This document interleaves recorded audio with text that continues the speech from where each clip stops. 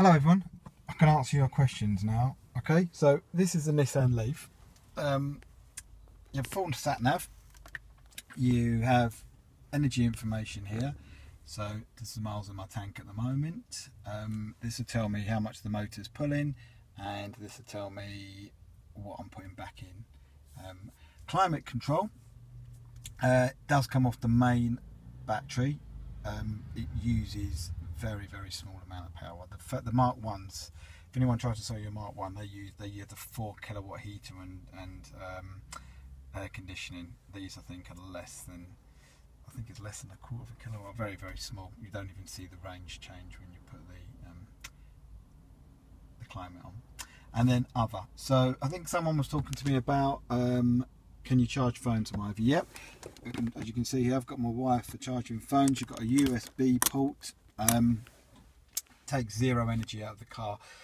When I show you under the bonnet in a second, you'll see that there's a drive batteries which run right along the middle of the car, but you also have an auxiliary battery. Let me open my thing. Oops. You have an auxiliary battery, but on the back of the vehicle you have this solar panel. This is enough to charge phones, iPads, anything, cameras. Even on dark days, no problems. So, brakes. If we look at the brakes, this car's done 100 miles. I think there's still 35–40% on the brakes, on the front brakes, because it just doesn't brake. And one of the reasons you can notice this is you don't get dust. Right? I've just done 60–70 miles and there's no dust. Okay, so under the bonnet now. Here we go. Here's the interesting bit. Go down. So here is the motor. So remember what I was saying, the batteries run right along the middle of the car, and then you have the actual motor right at the bottom here. Now, like a normal car, gets hot, obviously cold, nothing, no heat whatsoever. Good in the summer, can be bad in the winter, I guess. So the ice never goes off the bonnet. This is the heating system here. This is not coolant water, this is the liquid for the system, and basically, like I say, it's a very low energy heating system, and it's fine, keeps the car very warm and cool in the summer. This here is the auxiliary battery, so just like a normal car, it has an auxiliary battery. So this is charged in two ways. What's that? Battery leaking. This is charged in two ways. First way will be the oh no, they put grease on in the service. Right, you have two ways. First of all, it can be charged by the solar panel on the back. And it also gets charged via the main battery, but normally on the regenerative braking. So when you're braking, slowing down, part of that energy goes back into the battery. This is 2 years old, I think, 2 and a bit years old, this car. Never had any issues with the battery, never been any problems. Lights, so if you have a look at the lights, so the normal headlights here, you do have these running lights, but they're very low energy.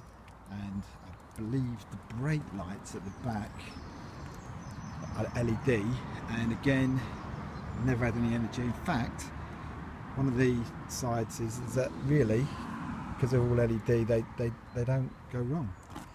Never had a brake light go on this car. I've had headlights go, but never a brake light. If you want to take a look inside the car, it's just a normal car. You've got two pedals. The handbrake on these Mark II is down the bottom there, which in the beginning I thought was a bit weird, but actually it's quite good. I quite like that. One dual control over here, because it's an automatic. And here, let me take here, this is the gear stick. So what we have here is you normally go down once, that takes it into a D mode, which is normal drive mode, but really most of the time I drive in a B mode, which means that when I come off the gas you get more regenerative braking, so you get more range.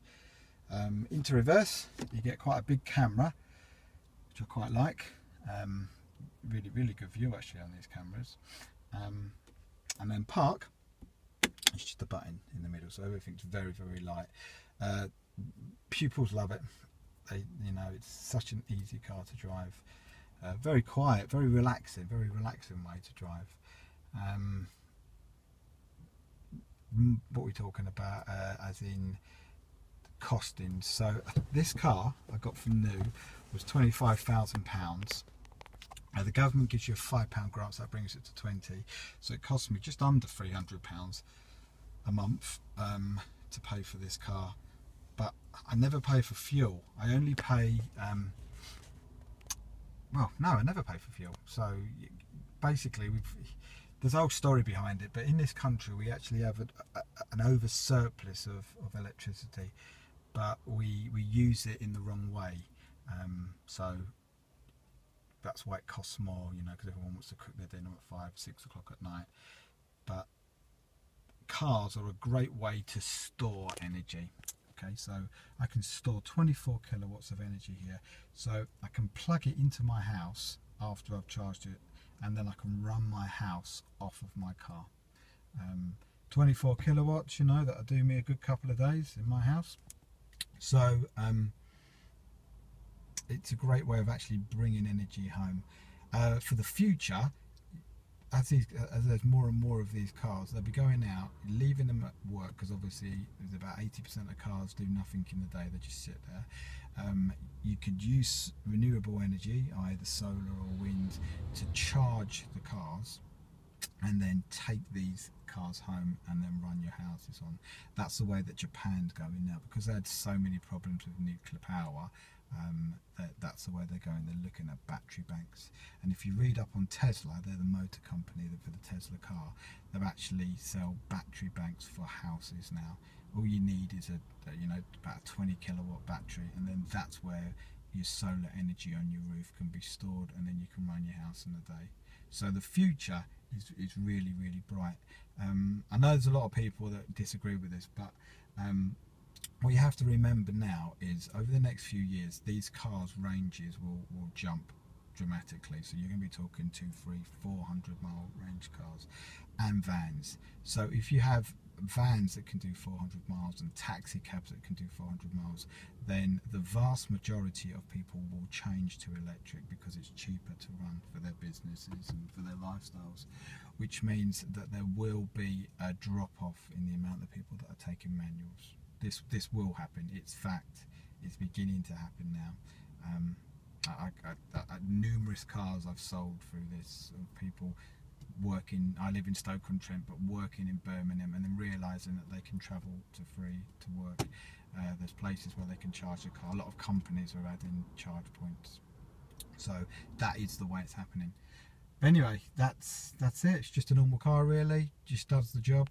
But thank you for listening.